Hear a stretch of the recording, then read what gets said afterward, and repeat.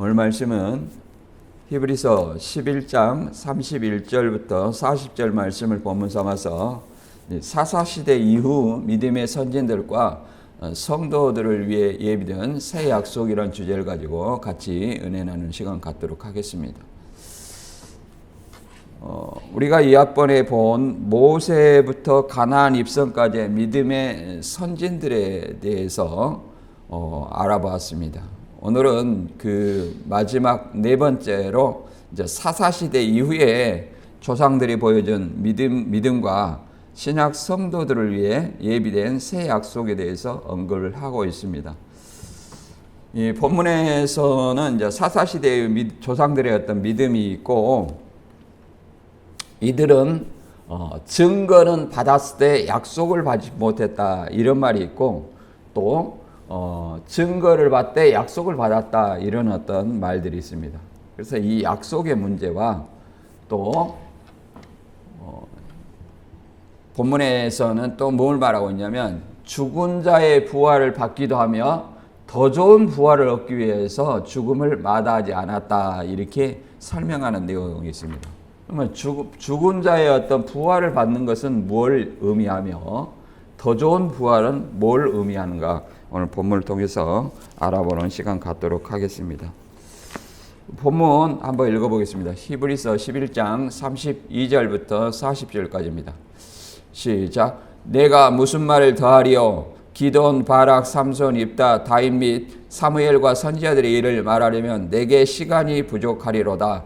그들은 믿음으로 나라를 이기기도 하며 의를 행하기도 하며 약속을 받기도 하며 사자들의 예비를 맡기도 하며 불의 세력을 멸하기도 하며 칼날을 피하기도 하며 연약한 가운데서 강하게 되기도 하며 전쟁에 용감하게 되어 이방 사람들의 진을 물리치기도 하며 여자들은 자기의 죽은 자들을 부활로 받아들이기도 하며 또 어떤 이들은 더 좋은 부활을 얻고자 하여 심한 고문을 받되 구차히 풀려나기를 원하지 아니하였으며 또 어떤 이들은 조롱과 채찍질 뿐 아니라 결박과 옥에 갇히는 시련도 받았으며 돌로 치는 것과 톱으로 켜는 것과 시험과 칼로 죽임을 당하고 양과 염소의 가죽을 입고 요리하여 궁핍과 환난과 학대를 받았으니 이런 사람들은 세상이 감당하지 못하느니라.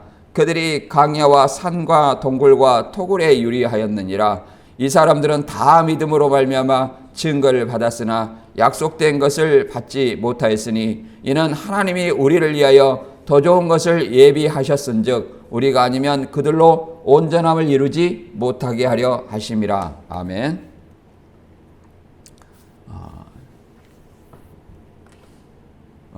본문의 내용에 앞서서 우리가 이 학번에 이제 오늘 믿음장에 대해서 오늘 마지막 시간입니다.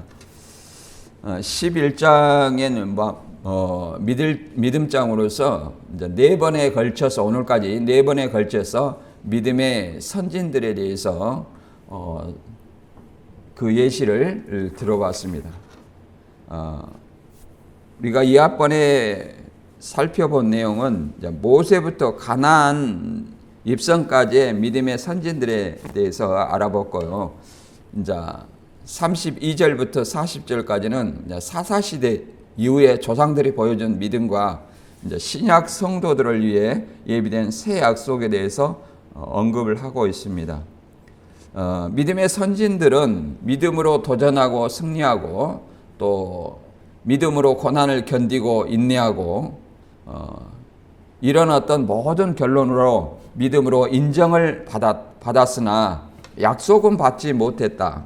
여기서 말하는 약속은, 믿음의 선진들이 받지 못한 약속은 무엇인가 우리가 생각을 한번 해보고요. 신약 성도들은 더 좋은 것 곧 그리스도 속죄로 구원하셨으며 믿음의 선지자들이 신약 성도들과 함께 온전케 되었음을 말하고 있습니다. 본문의 말씀을 통해서 우리는 우리 자신의 믿음과 선진들의 믿음을 한번 비교해 보는 시간이 되었으면 합니다. 히브리서 11장 32절입니다. 내가 무슨 말 하리요? 기드온, 바락, 삼손이 있다. 다윗 및 사무엘과 선지자들의 일을 말하면 내게 시간이 부족하리로다. 여기서 이제 내가 무슨 말 하리요 이 말은 이제 수사학적이고 문학적인 표현인데 시간이나 지면 관계상 제한을 받게 될 때 다 말하면 어떤 시간이나 지면상 제한을 받게 될 때 사용하는 어떤 수사학적인 표현이라고 말할 수 있습니다. 그래서 이제 기드온, 바락, 삼손, 옅다, 다윗, 사무엘 선지자들의 그 믿음을 얘기를 하고 있는 거죠. 기드온은 우리가 300용사로 미디안 군대에서 승리를 했고요. 바락은 네 번째 사사로서 가나안 족속의 압제로부터 구원하는 일이 있었고요. 그 다음에 삼손은 블레셋을 괴롭히고 이제 다곤 신전에서 두 기둥을 무너뜨려 가지고 블레셋 사람들을 죽였죠. 그리고 입다는 어떤 길르앗 사자로서 암몬 족속의 위협에서 정과를 올렸죠. 그리고 다윗은 선지자 사무엘에게 기름을 받아 이스라엘 두 번째 왕이었죠. 그 다음에 사무엘은 이제 한나의 기도로 얻은 아들입니다.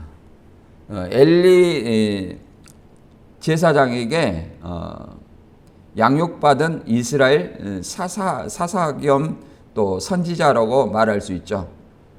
그래서 이런 어떤 믿음의 어떤 사사들을 설명하고 있는데 누구냐? 사무엘은 사사 겸 선지자죠. 근데 사사들을 이렇게 사사들의 믿음을 긍정적인 측면을 얘기를 하고 있는데 이들도 어떤 면이 있냐면 부정적인 측면이 있어요. 기드온은 싸움에 나가기를 주저하고 말년에 사치 생활을 했고 또 에봇 우상을 숭배했습니다. 말년에 에봇 우상을 섬겼어요. 그것이 사사기 8장 27절에 나오죠. 기드온이 그 금으로 에봇 하나를 만들어 자기의 성읍 오브라성에 두었더니 온 이스라엘이 그것을 음란하게 위함으로 그것이 기드온과 그의 집에 올무가 되니라. 그렇죠? 이 에봇 우상을 세워가지고 기드온과 그 집에 올무가 되었다 이렇게 설명을 합니다. 그리고 이 바락이라는 여선지자는 드보라의 명령으로 바락이라는 선지자는 여선지자 드보라의 명령으로 움직였다 이렇게 말합니다. 자발적으로 움직인 것이 아니라 여선지자 드보라의 명령으로 움직였다 이렇게 말하고 삼손은 이제 들릴라에게 유혹되어서 두 눈이 빠지게 되었죠. 그리고 입다라는 사사는 무모한 서원으로 말미암아 딸을 번제로 바치기도 했습니다. 딸을 맨 먼저 마중 나온 사람은 하나님께 제물로 드리기로 했죠. 그렇게 서원을 했습니다. 그런데 개가 올 줄 알았더니 누가 오는 거예요? 딸이 맨 먼저 반갑게 맞이했죠. 그래서 딸을 번제로 드리기도 했습니다. 입다. 그 다음에 다윗은 어떤 사람입니까? 다윗은 믿음의 온전한 사람이라고 얘기하지만 그도 밧세바와 간음하고 헷 사람 우리아를 이제 요압을 통해서 전쟁터에서 죽게 만들었죠. 이런 어떤 오점이 있는 사람들입니다. 여기서는 이제 믿음을 강조하기 위해서 하는 내용입니다. 이런 어떤 우리가 로마서 15장 1절 2절 보면 우리 안에서도 믿음이 있습니다. 그러나 믿음이 강한 사람이 있고 믿음이 여린 사람이 있습니다. 그럼 믿음이 강한 자는 마땅히 믿음의 약한 자를 살펴줘야 됩니다. 그래서 15장 1절에 보면 믿음이 강한 우리는 마땅히 믿음의 약한 자의 약점을 담당하고 자기를 기쁘게 하지 아니할 것이라. 우리 각 사람이 이웃을 기쁘게 하되 선을 이루고 덕을 세우도록 할지니라. 아멘. 그래서 믿음이 강한 사람은 약한 사람의 약점을 담당하고 각 사람을 이웃을 기쁘게 하여 선을 이루고 덕을 세우도록 하라 이렇게 설명하고 있습니다. 그래서 이 야고보서 3장 1절에는 또 이런 말이 있습니다. 믿음이 강한 사람은 어떤 사람들이면 장성한 자이고 선생이라고 말할 수 있습니다. 내 형제들아 너희는 선생된 우리가 더 큰 심판을 받을 줄 알고 선생이 많이 되지 말라. 우리가 다 실수가 많으니 만일 말에 실수가 없는 자라면 곧 온전한 사람이라 능히 온몸도 굴레 씌우리라. 이렇게 말합니다. 우리가 다 실수가 있어요. 믿음의 선진들도 믿음에 강한 반면이 있지만 또 어떤 게요? 여린 반면도 있었죠. 그런 것처럼 우리도 마찬가지예요. 우리도 가르치는 사람이나 뭐 또 믿음이 강한 자라 할지라도 실수가 있어요, 없어요? 있다 이렇게 얘기를 합니다. 실수가 없는 자라면 온전한 사람이라 이렇게 얘기를 합니다. 그래서 실수가 있다. 그럼 실수가 있으면 어떻게 해야 되냐? 온유한 심령으로 그러한 자를 바로잡아주라 하고 갈라디아서 6장에는 설명하고 있습니다. 그리고 마태 18장에서는 이렇게 말하죠. 1대1로 권하고 두세 사람이 권하고 그래도 말을 듣지 아니하거든 교회에 말하라. 교회에 말하라는 것은 목사에게 말해서 권징을 하라는 얘기겠죠. 그다음에 이런 어떤 선진들은 믿음으로 도전하고 승리하였다 이렇게 얘기를 합니다. 히브리서 11장 33절에 그들은 믿음으로 나라를 이기기도 하며 의를 행하기도 하며 약속을 받기도 하며 사자들의 입을 막기도 하며 불의 세력을 멸하기도 하며 칼날을 피하기도 하며 연약한 가운데에서 강하게 되기도 하며 전쟁에 용감하게 되어 이방 사람들의 진을 물리치기도 하였다 이렇게 설명하고 있습니다. 우리가 이제 대표적인 사람이 누구냐면 다윗이죠. 다윗이 이제 블레셋 사람 골리앗을 쓰러뜨린 일은 뭐 신앙을 안 하신 분들도 많이 아는 어떤 내용일 겁니다. 그는 블레셋의 어떤 골리앗을 쓰러뜨린 것은 뭘로 쓰렸습니까? 다윗이 소년으로서 하나님을 의지하고 물맷돌을 돌렸기 때문에 그를 쓰러뜨릴 수 있었던 것입니다. 사무엘상 17장 45절에 보면 이렇게 말합니다. 다윗이 블레셋 사람에게 이르되 너는 칼과 창과 단창으로 내게 나오거니와 나는 만군의 여호와의 이름 곧 내가 모욕하는 이스라엘 군대의 하나님의 이름으로 내게 나아가노라. 그래서 이 다윗이 믿음으로 하나님의 이름을 걸고 나아가서 싸웠다는 거예요. 물론 다윗이 물맷대를 갖고 놀기는 했습니다만 다윗이 하나님의 능력으로 해서 잘못 던졌다 할지라도 어떻게 되겠어요? 하나님의 능력이 있기 때문에 못 맞췄다면 어떻게 되겠어요? 하나님의 이름이 욕되게 되는 거예요. 모욕되는 거죠. 그래서 반드시 다윗은 골리앗을 하나님의 이름을 걸고 나아갔기 때문에 쓰러뜨릴 수밖에 없었다 이렇게 말할 수 있겠습니다. 그리고 이제 여기 보면 사자 입 불의 세력 이런 것은 누구를 얘기하냐면 사자 입에서 건지고 불의 세력이 가졌다. 이것은 누구냐면 다니엘을 얘기를 합니다. 다니엘이 사자 입에 들어가서도 뭐 살아남았고 불에 들어가서도 살아남았죠. 그리고 칼날을 피하기도 했다. 그 말은 엘리야가 이세벨의 어떤 칼날을 피해서 숨었죠. 그런 것들을 얘기하고 연약한 가운데 강하게 되기도 하고 이 말은 말 그대로 기드론이 300군사로 이렇게 물리친 것을 얘기합니다. 그 다음에 삼손 하나님의 능력으로 강하게 되었죠. 그 다음에 에스더는 믿음으로 뭐예요? 죽으면 죽으리라 하는 마음으로 자기 동족을 하만에 깨서 죽을 위기에 처한 동족을 구원하게 됐죠. 이게 다 믿음입니다.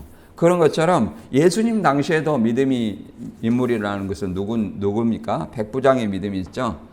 백부장의 믿음이라는 것은 다른 사람은 직접 예수님이 와서 고쳐주기를 원했지만 이 백부장은 자기의 어떤 그 하인이 중풍병에 걸렸어요. 그래서 말로만 하라. 이렇게 얘기하죠. 나도 누구 수하에 들은 사람이고 내 수하도 있다. 그러면 나도 이리 하라면 이리 하고 저리 하라면 저리 한다. 이렇게 명령만 하면 그렇게 된다. 이렇게 얘기를 합니다. 그래서 이스라엘 중에 이 백부장만한 믿음이 어디서 보지 못했다. 이렇게 설명하고 있죠. 그걸 읽어보면 마태 8장 8절에 보면 이렇게 되어 있습니다. 백부장이 대답하여 이르되 주여 내 집에 들어오심을 나는 감당하지 못하겠사오니 만일 다만 말씀으로만 하옵소서. 그러면 내 하인이 낫겠사옵나이다. 나도 남의 수하에 있는 사람이요 내 아래도 군사가 있으니 이르더러 가라 하면 가고 저더러 오라 하면 오고 내 종도로 이것을 하라 하면 하나이다. 이 말을 듣고 참으로 이스라엘 중에 이만한 믿음이 보지 못했다. 이렇게 예수님은 말씀했습니다. 그래서 예수님이 말한 시점으로 백부장의 하인이 나왔다. 이렇게 성경은 말하고 있습니다. 이걸 믿음이라고 얘기를 하죠. 오늘날에 또 믿음을 강조해서 사도들의 흉내를 내는 사도들을 모방해서 흉내를 내는 사람을 뭐라고 말하냐면 신사도 운동이라고 해서 우리는 이단으로 취급합니다. 그래서 그 사람들이 어떤 행위를 하냐면 이 안수에서 성령을 받게 한다든가 또 귀신을 쫓아낸다든가 뭐 이런 어떤 능력을 행한다고 얘기를 합니다. 그 근거가 있어요. 근거가. 마가복음 16장 17절에는 믿는 자들에게는 이런 표적을 따르리니 그들이 내 이름으로 귀신을 쫓아내며 새 방을 말하며 뱀을 집어올리며 무슨 독을 마실지라도 해를 받지 아니하며 병든 사람에게 손을 얹으면 나으리라 하시더라. 이런 것들은 사도시대에 예를 들어 성경이 완성되기 이전에만 용인된 것으로 우리는 믿습니다. 성경이 완성된 이후로는 직통계시와 이런 어떤 사도들의 표적을 신사도 운동이라 해서 이단으로 정죄하고 있습니다. 말 그대로 이것을 그대로 한다고 하면 봐보세요. 귀신을 쫓아내면 여기서 새 방언이라는 것은 오순절날 임한 그 방언을 얘기를 합니다. 각 나라 언어로 얘기를 했었죠. 그 다음에 뱀을 잡으며 이게 뱀을 잡는다는 것은 이 일반 뱀을 얘기하는 거예요. 독사를 얘기하는 거예요. 실제로 사도 바울이 로마로 압송되어 갔을 때 뱀에 물려 다 죽을 걸로 생각하고 있었지만 어땠어요? 살았죠? 그리고 무슨 독을 마실지라도 해를 받지 아니하며 사도 요한 전승에 보면 도미티안 황제 숭배 겁으로 인해서 독약을 먹었는데 죽었어요? 안 죽었어요?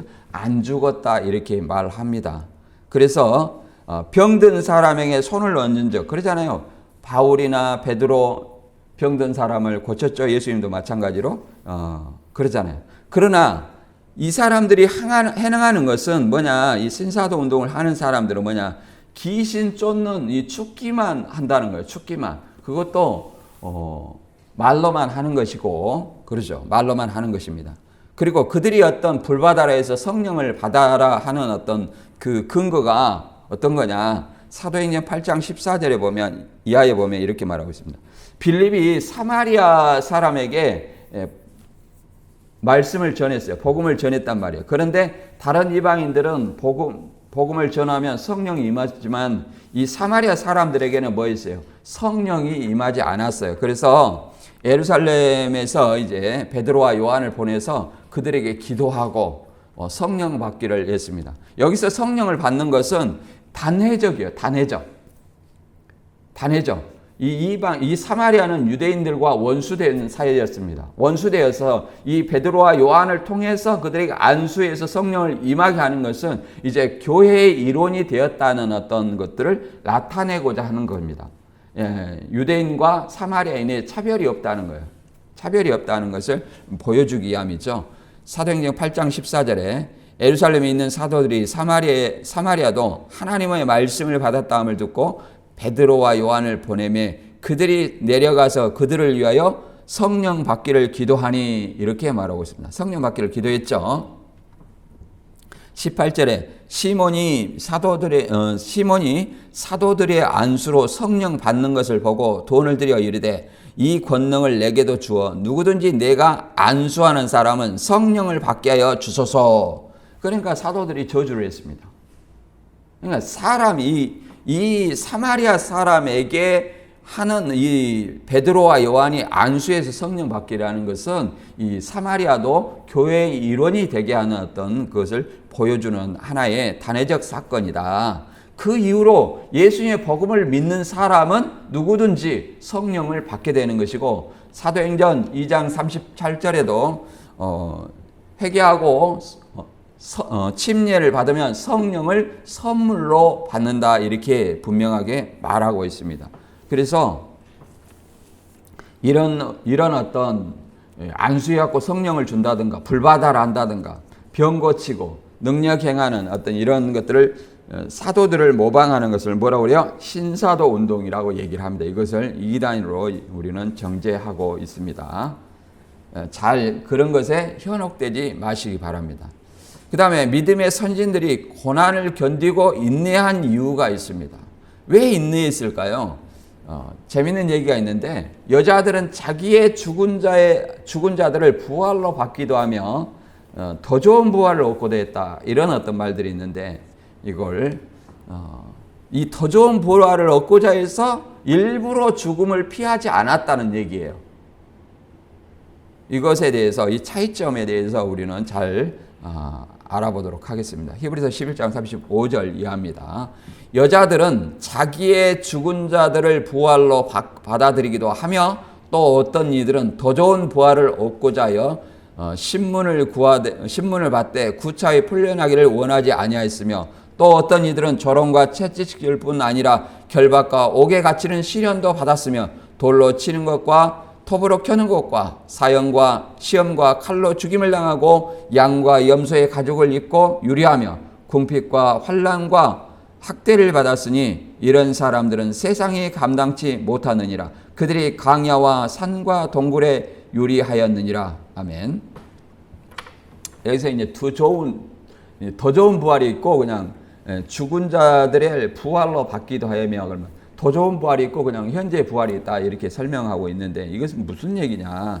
여자들은 자기의 죽은 자들을 부활로 받아들이기도 하며, 그 말은 이미 과거의 일입니다. 그러면 죽은 자들을 부활로 받기도 하며, 그러면 잠깐 여기서는 일시적 부활이에요. 일시적 부활. 일시적 부활이고, 더 좋은 부활은 예수님의 재림 때 영원한 부활을 얘기를 합니다. 이게 그래서 여자들이 자기의 죽은 자들 부활로 받았다는 것은, 구약에 보면 사르닷 과부의 그 죽은 아들을 엘리야가 살려준 내용이 있습니다.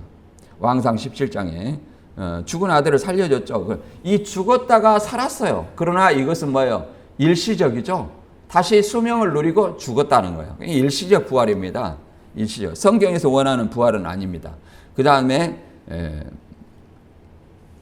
수넴 여인인 그 나인성 과부의 독자를 어떤 예수님이 살려줬죠. 어떻게 가냐면은 이제 관을 메고 이렇게 묘지로 갔어요. 이 유대인들은 사람이 죽으면 바로 묘지에 묻습니다. 우리는 3일장, 4일장 하지만 그들은 이렇게 죽은 사람을 며칠 놔둔다는 것은 그 시체에 대한 모욕이라고 생각을 합니다. 그래서 바로 매장하는 문화가 있었어요. 그래서 관을 메고 갔을 때 그 과부의 독자 아들을 예수님이 살려준 내용이 나옵니다. 그도 뭐예요? 일시적 부활이다. 그리고 또 하나 있죠. 나사로가 어떻게 했어요? 무덤에 들어가고 4일 동안에서 썩어서 냄새가 난다고 그럽니다. 냄새가.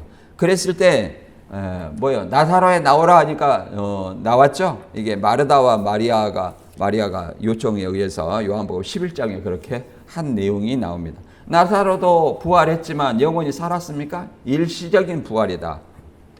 그 다음에 도로가입니다. 도로가는 다비다라는 뜻이에요. 다비다. 이 사도행전 9장에 보면 이제 베드로가 이 도로가라는 다비다를 살려냈던 이야기가 나옵니다.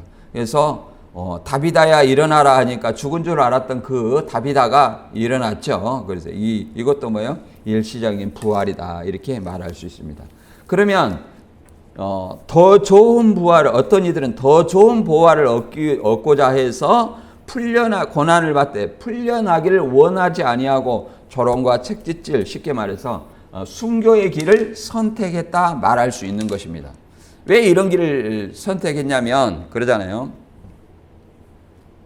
이 마태복음 5장 10절 이하에 보면 의를 위하여 박해를 받는 자는 복이 있나니 천국이 그들의 것임이라. 나로 말미암아 너희를 욕하고 박해하고 거짓으로 너희를 거슬려 모든 악한 일을 할 때에는 너희에게 복이 있나니 기뻐하고 즐거워하라. 하늘에서 너희의 상이 큼이라. 너희 전에 있던 선지자들도 이와 같이 박해하였느니라. 그래서 여기서 더 좋은 부활은 우리가 이제 다 알다시피 고전 15장 51절 이하와 계시록 20장 4절에 잘 나와 있습니다. 이제 신천지는 이것을 84년 3월 14일에 부활을 했다고 얘기를 합니다. 근데 부활을 했는데 영생이 있어요, 없어요? 없다는 겁니다. 그럼 가짜라는 얘기죠. 사기라는 얘기예요. 계시록 20장 4절 한번 읽어보겠습니다. 이제 세 번역으로 한번 읽어볼게요. 또 내가 또 보자들을 보니 그 위에 사람들이 앉았는데 그들은 심판할 권세를 받은 사람들이었습니다. 또 나는 예수의 증언과 하나님의 말씀 때문에 목이 베인 영혼들을 보았습니다. 그들은 그 짐승이나 그 짐승 우상에게 절하지 않고 그들의 이마와 손에 그 짐승의 표를 받지 않는 사람들입니다. 그들은 살아나서 그리스도와 함께 1000년 동안 다스렸습니다. 그 나머지 죽은 사람들은 1000년이 끝날 때까지 살아나지 못하였습니다. 이것은 첫째 부활입니다. 이것은 첫째 부활입니다. 그러니까 이 죽음에 대해서 설명하고 있어요. 죽은 자의 부활에 대해서 설명하고 있어요. 그래서 이 신천지의 말씀처럼 신천지가 말한 것처럼 순교자의 영혼들과 그다음에 짐승과 우상에 경배하지 않는 자들이 별도의 존재가 아니라 동일한 인물이라는 거예요. 동일한 인물로 구성이 뭐냐? 순교했어요. 뭐 때문에 순교했냐? 하나님의 말씀을 지키기 위해 순교했는데 그건 결과이고 원인은 뭐냐? 짐승과 우상에 경배하지 않았기 때문에 그 짐승에게 죽임을 당했다는 것으로 설명하고 있는 겁니다. 그래서 죽었기 때문에 이것이 첫째 부활이라는 거예요. 그 앞의 내용은 죽은 사람들이 첫째 부활을 한다는 거예요. 짐승과 우상에 경배하지 않는 자들도 죽은 자고 순교자들도 죽은 자인데 다른 존재가 아니라 뭐예요? 다른 존재로 신이라비를 한 것이 아니라 이 신이라비는 가짜예요. 성경에 없는 거예요. 그래서 같은 존재라는 거예요. 같은 존재. 그래서 첫째 부활이다. 이 문맥으로 봐도 이것이 첫째 부활입니다. 이렇게 설명하죠. 이것이 첫째 부활이다. 그러면 순교자들만 부활을 하느냐? 이렇게 보면 순교하지 않는 사람은 부활하지 못한다. 이런 어떤 논리가 됩니다. 그러면 순교하지 않는 사람들은 괜히 죽었다. 이렇게 말할 수 있겠죠. 그래서 이거는 어떤 것을 의미하느냐? 여기서 순교자들은 1차적으로 도미티안 황제 시대를 배경을 가지고 있어요. 그렇기 때문에 순교자들로 묘사를 하고 있는 겁니다. 그럼 이 사람들은 뭐예요? 이 사람들은 말 그대로 주 안에서 죽은 자들을 얘기합니다. 예수를 믿다가 죽은 사람들을 대표하는 겁니다. 그러면 대표하는 사람들이 예수를 믿다가 죽은 사람들이 그리스도 재림하실 때 첫째 부활하는 겁니다. 그러나 나머지 죽은 자들은 천년이 짧게 살지 못한다. 그 말은 주 안에서 죽은 것이 아니라 주 밖에서 죽은 사람, 그리스도 밖에서 죽은 사람. 그러면 뭐예요? 이 순교자들이 믿다가 죽은 사람이라 할 것 같으면 그 나머지 죽은 사람들은 어떤 사람을 얘기할 것 같아요? 불신자들을 얘기합니다. 예수 그리스도를 거부하다가 죽은 사람들을 얘기를 합니다.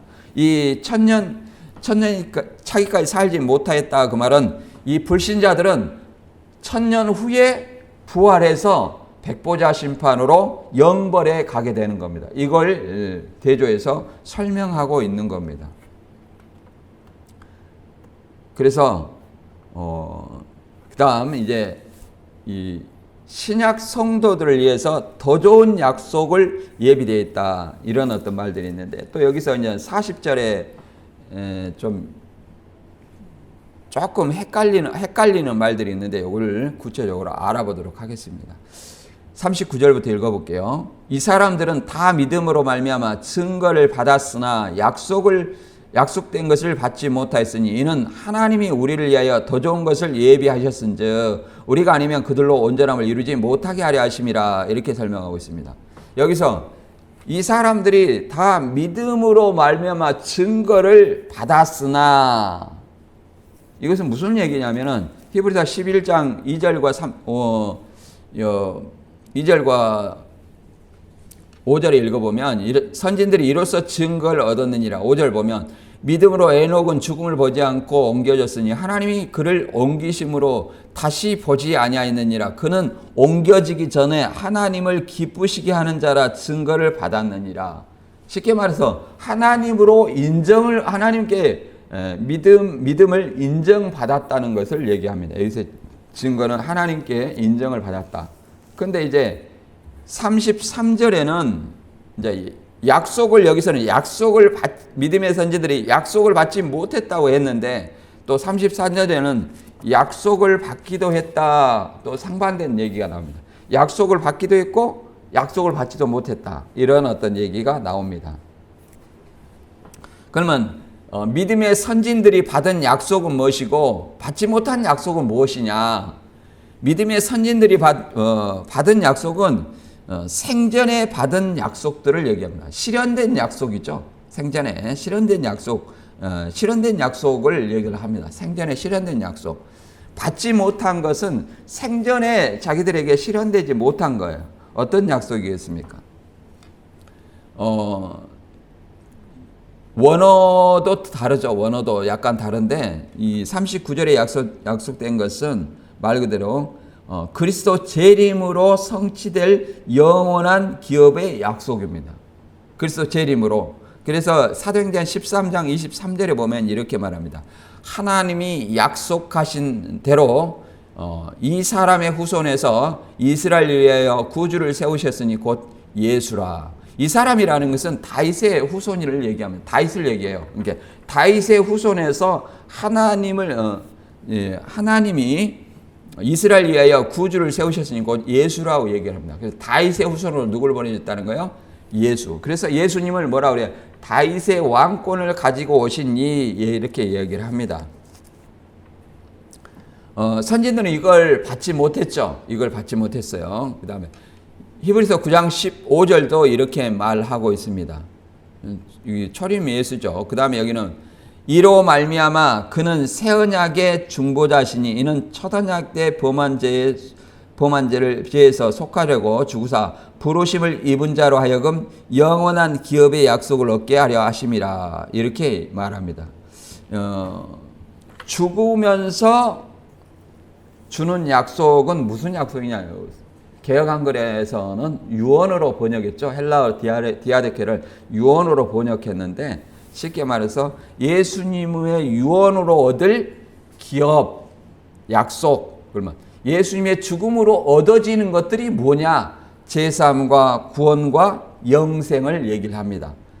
제사함을 통해서 예수 그리스도를 믿는 사람들이 제사함을 통해서 얻게 되는 구원과 영생을 얘기를 합니다. 그것이 언제 이루어져요? 이 종말에 이루어지는 거죠. 종말에. 일단 예수 그리스도를 믿음으로 예수님을 믿음으로 구원과 천국과 영생을 약속받고 종말에 이것들이 온전히 이루어지는 것입니다. 그 다음에 이 40절의 내용이 참 애매한 내용이 있습니다. 번역이 하나님이 우리를 위하여 더 좋은 것을 예비하셨은즉 우리가 아니면 그들로 온전함을 이루지 못하게 하려 하심이라. 그들이라는 것은 믿음의 선진들이 우리가 아니면 온전하지 못했다. 이것을 신천지에서는 그들이 우리에게 임해 가지고 첫째 부활하니까, 신일합의를 해 가지고 첫째 부활하니까 그들이 우리로 말미암아 온전함을 얻게 된다. 이렇게 성경을 왜곡하고 있는데 그 내용이 아니라 이것은 번역상의 문제입니다. 번역상의 문제로 40절에는 이렇게 뭐라고 설명하냐면 그들이 우리와 함께 그리스도 안에서 온전해진다. 이렇게 직역을 하면 이렇게 번역이 됩니다.